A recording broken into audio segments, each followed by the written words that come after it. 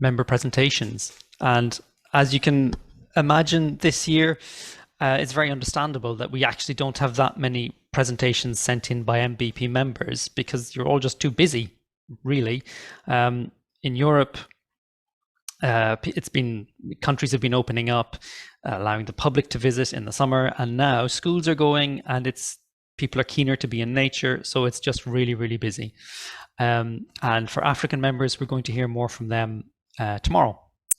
So what I will introduce is just what I mentioned just now with Esther, and actually you can see Esther in that image in the second from the right at the end. The Flyway Youth Forum. So last year at our online annual meeting, if you remember, we heard from Elise Aleli about the Youth Forum that she was co-organizing in a different flyway, the East Asian Australasian Flyway, with the partnership there. And Chris thought that would be good, and Florian thought it would be good to do one here. So we did. MBP was one of the co-organizers. And last month, about 30 to 40 people aged between 18 and 30 came together for 4 half days of workshops, of presentations. There was networking, there was brainstorming. And out of that, there came a group of Flyway Youth ambassadors.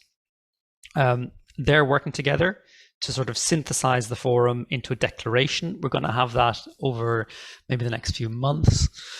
And some of the sessions are already up on the YouTube channel of Wetland Link International, and I'm working on a podcast version as well. So there's lots of outputs from it that we're working on. Obviously, there's lots of other things in the meantime, but by the end of the year, you will still be hearing about the Flyway Youth Forum for this year.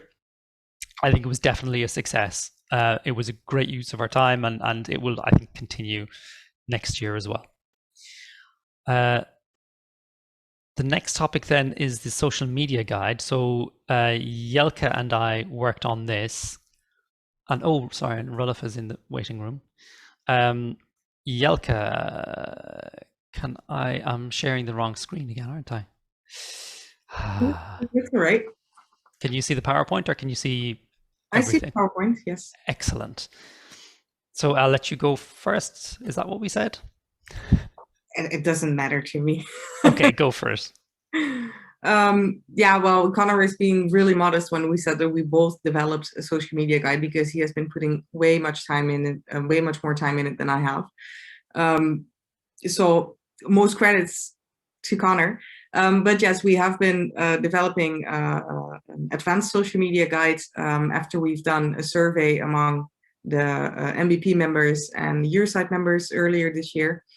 And it's a follow-up on the social media guide for beginners that we did in, was it 2017, 2018?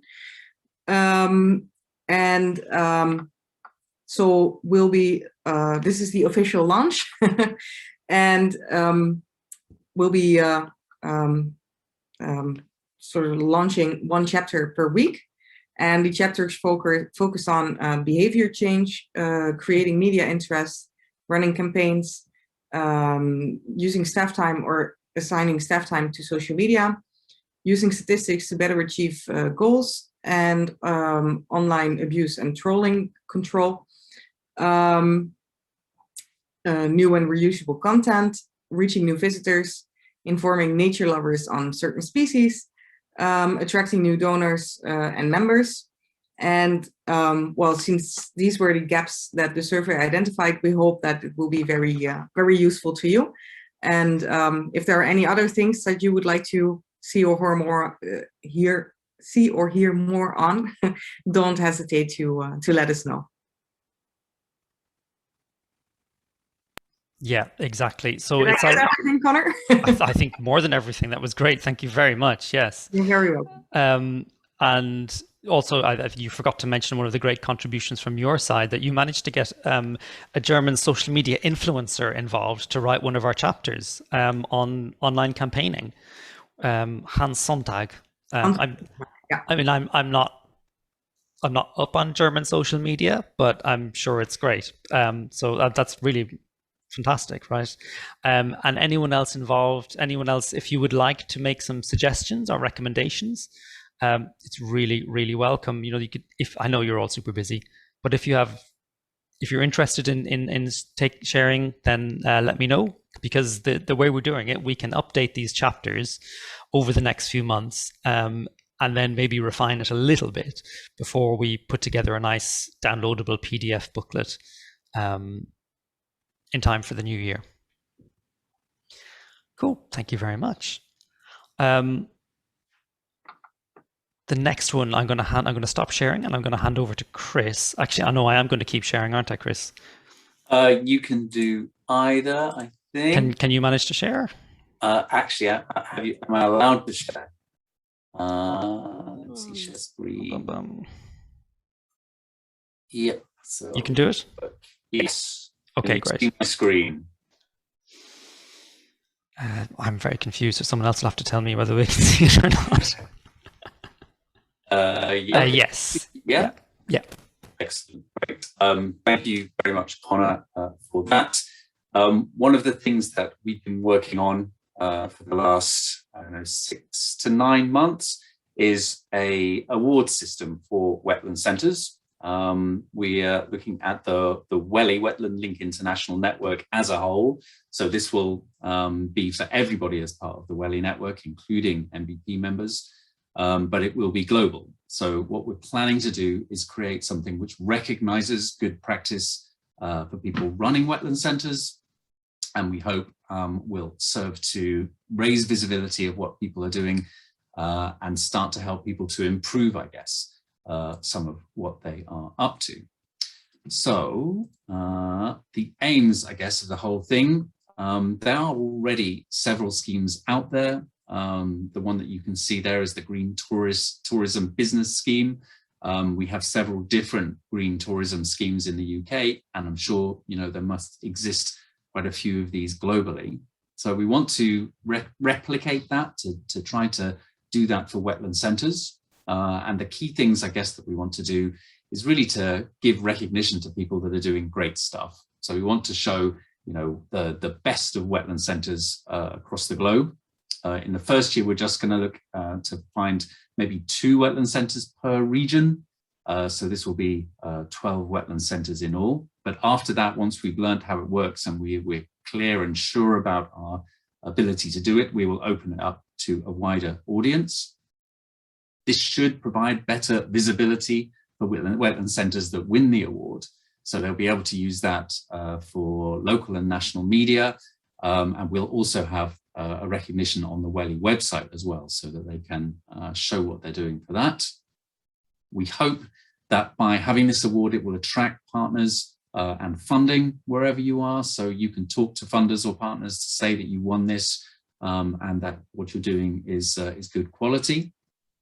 We are aiming to have something which is maybe done every 3 years, we think, and it will have different levels. So there'll be the basic Star Award for wetland centres, but we will have a bronze, silver and gold award. So if you get the regular award or you get the bronze award, you can reapply to show how you've improved and maybe improve the status of your award. And we hope that by going through the process, it will give people an understanding of the different things they could be doing and how they can kind of do their own assessment of their wetland centres as well. So we assume that that will be something that will be helpful. You can see here the SAR award, which was the design, was then made up by our Philippines colleagues who work on a wetland centre over there.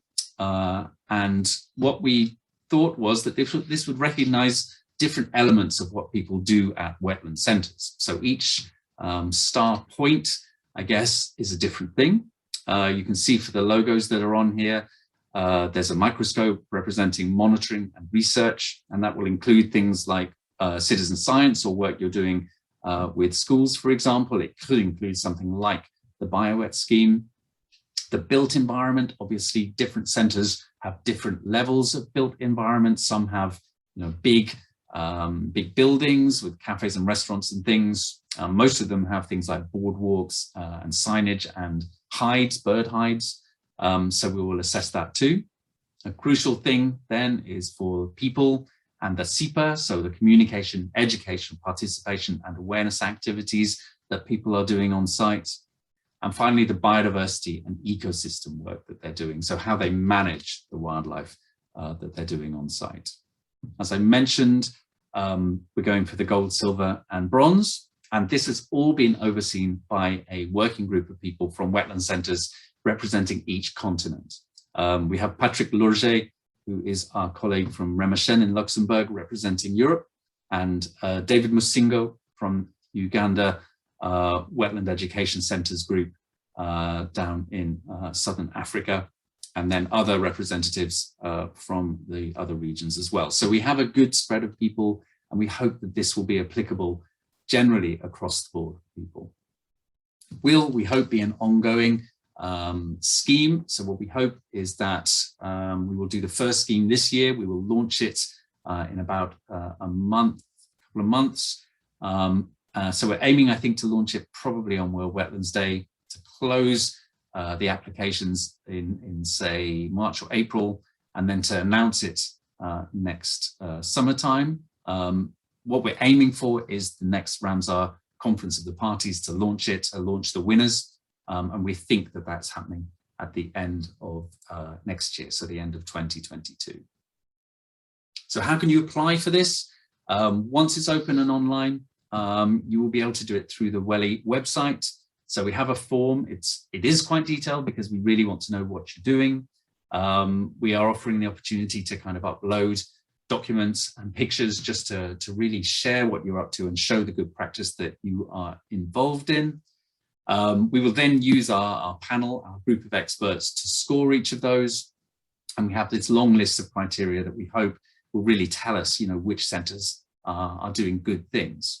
It's not necessarily going to be weighted towards the big centres. You don't have to have a great big centre or building or millions of people coming through. You could be a relatively small site, as long as you're doing good and effective CEPA and engagement work with people on site. What we're hoping, well, what we're going to do is do it in French, English and Spanish. So we're using the key Ramsar languages to do that. And we hope that that will kind of get a broad range of people from across the globe to apply for that. So that's a brief kind of overview of what we're aiming to do. We're very happy to take any questions or comments. If there's anything that you think we haven't considered, or maybe you'd like to see us include, then let us know.